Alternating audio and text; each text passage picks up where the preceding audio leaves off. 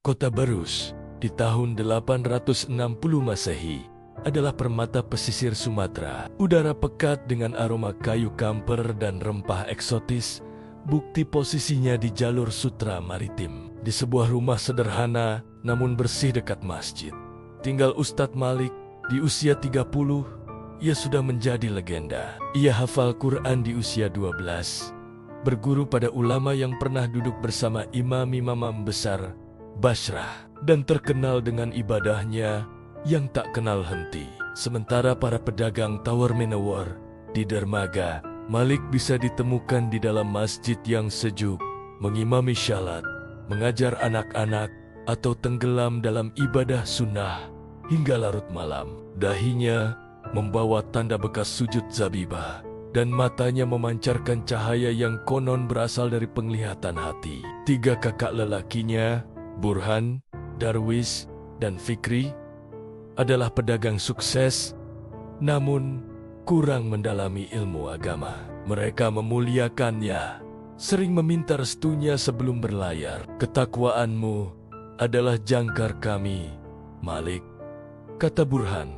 si sulung. "Sementara kami mengejar keuntungan dunia, engkau yang menjamin kekayaan ruhani kami." Tahun ini, mereka merencanakan pelayaran paling ambisius, menumpang angin muson langsung ke Aden, memuat kamper, lada, dan timah. Pelayaran itu akan memakan waktu berbulan-bulan. Satu-satunya kecemasan adalah meninggalkan adik bungsu mereka, Zahra, yang 16 tahun, yang mekar bagai bunga melati setelah orang tua mereka wafat. Ia baik hati, taat beribadah dengan caranya yang lembut, dan sangat menyayangi kakak-kakaknya. "Malik," kata Darwis saat mempersiapkan kapal mereka, "Pertama Jaya, kami ada permintaan yang sangat berat. Kau tahu kami harus pergi.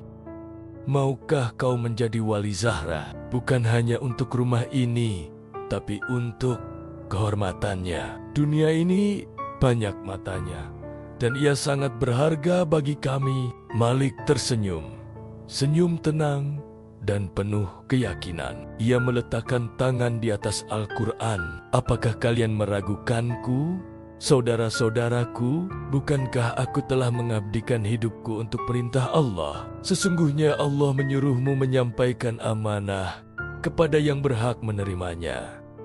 QS An-Nisa 58. Zahra adalah amanah dari Allah dan dari kalian. Aku akan menjaganya seperti aku menjaga salatku sendiri.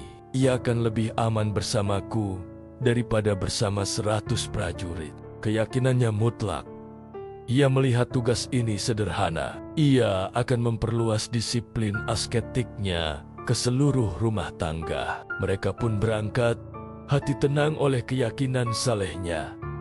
Minggu-minggu pertama berlangsung tentram.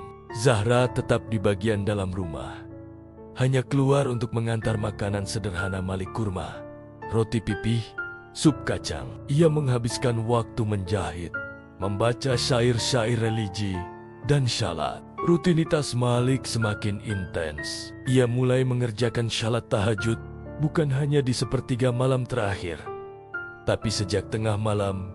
Suaranya menggema pelan di rumah yang sunyi. Ia berpuasa sunnah selang sehari. Ia adalah benteng ibadah, dan benteng inilah yang ingin dikepung oleh iblis yang terkutuk. Ia tidak mendekati Malik dengan bayangan emas atau wanita. Ia tahu anak panah seperti itu akan patah pada perisai ibadah Malik. Sebaliknya, ia memilih anak panah yang lebih halus dan lebih beracun, merusak kekuatan terbesarnya ketakwaannya. Bisikan pertama datang saat sujud yang panjang. "Kau sungguh luar biasa, Malik. Lihatlah kewaspadaanmu. Kakak-kakakmu benar mengandalkanmu.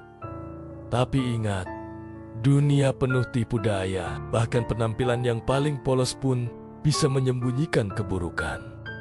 Malik menggeleng, mengusirnya.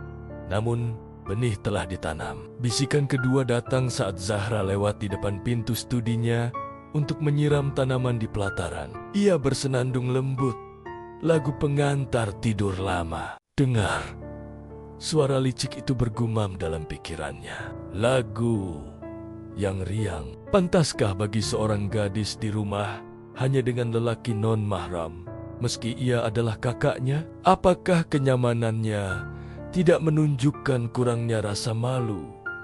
Sebuah kenyamanan yang berbahaya. Malik mengerutkan kening. Ia memanggil, "Zahra, kecilkan suaramu. Ini rumah ibadah, bukan pesta taman." Zahra kaget, langsung terdiam, matanya membesar dengan kebingungan dan sakit hati. "Maafkan aku, Kak." Setan terus menekan. Dalam hari-hari berikutnya, setiap tindakan normal dipelintir. Saat Zahra menerima surat dari sepupu perempuannya, bisikan berkata, "Bagaimana kau tahu itu dari dia? Bisa jadi akal-akalan. Pesan rahasia. Kau harus melindunginya, bahkan dari dirinya sendiri." Malik meminta untuk membaca surat yang tidak berdosa itu. Zahra dengan mata berlinang menuruti. Paranoianya tumbuh, dipupuk oleh rasa tugas suci yang disalah terapkan. Ia mulai membatasi pergerakan Zahra lebih ketat. Ia tak boleh duduk di pelataran setelah maghrib. Ia tak boleh menyapa tetangga perempuan tua di gerbang. Ia mulai mengawasinya. Pandangannya tak lagi seperti kakak, tetapi penuh kecurigaan. Pandangan sipir penjara. Ia yakin sedang melakukan jihadun nafs, perang melawan potensi kejahatan. Puncak penipuan itu tiba pada suatu malam berangin kencang. Malik sedang membaca surah Yasin. Zahra yang kurang enak badan pergi ke dapur membuat teh jahe. Dari kamarnya, Malik melihat cahaya redup lampu dapur. Bisikan itu sekarang berteriak dalam kepalanya, mengambil bentuk yang pasti dan mengerikan. Lihat, ia menyelinap di tengah malam. Kenapa ia menunggu seseorang? Ia telah merencanakan ini. Ia akan membawa aib atasmu, atas amanah kakak-kakakmu, atas rumah Allah ini. Aulah penjaganya. Allah mengujimu dengan ini. Akankah kau gagal? Akankah kau biarkan keburukan tumbuh di bawah atapmu? Amanah. Ingat amanah itu. Ayat yang ia kutip untuk kakak-kakaknya bergema secara mengerikan dalam pikirannya. Kini dijadikan senjata oleh setan. Amarah membara yang penuh kesombongan spiritual melumatnya. Ini bukan lagi Zahra, adiknya yang manis. Ini adalah perwujudan fitnah, cobaan yang mengancam menghancurkan semua yang ia junjung. Dalam pikirannya yang telah rusak, ia bukan pembunuh, tetapi algojo kehendak ilahi.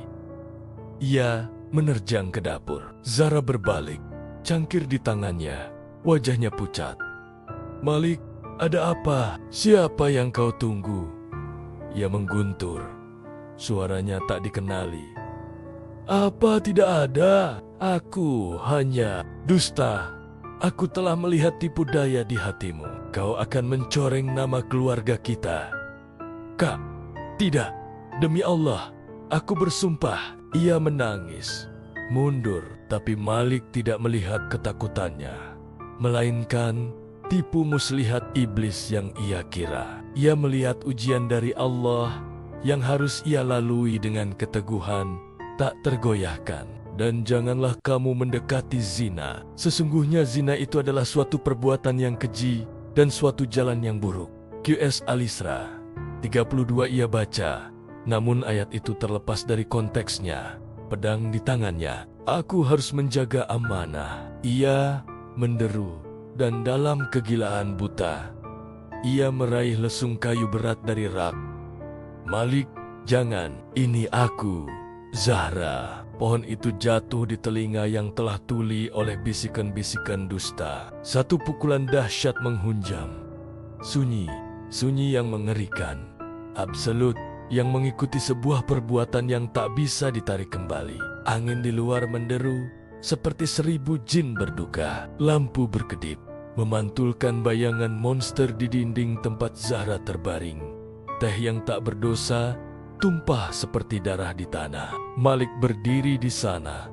Lesung terjatuh dari tangannya. Keyakinan membara itu mengalir pergi, digantikan oleh kengerian dingin membeku yang merembes ke sumsum tulangnya. Bisikan itu berhenti. Dalam kejernihan jiwa yang tiba-tiba dan memekakan, ia melihat kebenaran. Ia melihat tubuh tak bernyawa adiknya. Ia melihat dapur. Ia melihat tangannya sendiri. Ia tidak membunuh Fitnah. Ia telah membunuh adiknya. Ia tidak menjaga amanah. Ia telah melakukan pengkhianatan terbesar. Sebuah jeritan parau, mentah dan tak berkesudahan, menyembur dari kerongkongannya. Itu adalah suara jiwa yang menyadari bahwa ia telah tertipu dengan sempurna. Ia jatuh berlutut, memegangi kepalanya. Astaghfirullahaladzim, apa yang telah kulakukan? Ya Allah, apa yang telah kulakukan? Ia teringat peringatan yang telah ia abaikan dengan angkuh. Maka apabila engkau membaca Al-Quran, mohonlah perlindungan kepada Allah dari setan yang terkutuk. QS Anel 98. Ia tidak meminta perlindungan. Ia mengira dirinya kebal. Jam-jam berikutnya adalah kabur siksaan. Ia memandikan jenazah Zahra dengan tangan gemetar. Ritual penyucian kini menjadi parodi mengerikan dari tugasnya. Ia menguburkannya di pekuburan keluarga. Sebelum subuh, doa-doanya disela isakan tangis yang tak terkendali. Rumah yang dulu dipenuhi ayat-ayat yang ia baca, kini bergema dengan kesunyian yang menuduhnya. Saat kakak-kakaknya kembali berbulan-bulan kemudian, syarat harta, mereka menemukan seorang lelaki yang hancur. Malik kurus kering, matanya kosong, cahaya ketakwaan digantikan bayangan kegilaan dan penyesalan. Ia tidak menyambut mereka dengan senyum. Ia bersujud di kaki mereka. Tubuhnya terguncang isak tangis. Mana Zahra? Tanya Burhan. Didahului firasat buruk. Dengan kata-kata yang hancur, Malik mengaku ia bercerita tentang bisikan, kecurigaan, kesombongan monster yang membuatnya mengira ia menjalankan keadilan Allah. Ia menunjukkan kuburan Zahra pada mereka. Dunia kakak-kakaknya runtuh. Kesedihan berubah jadi amarah.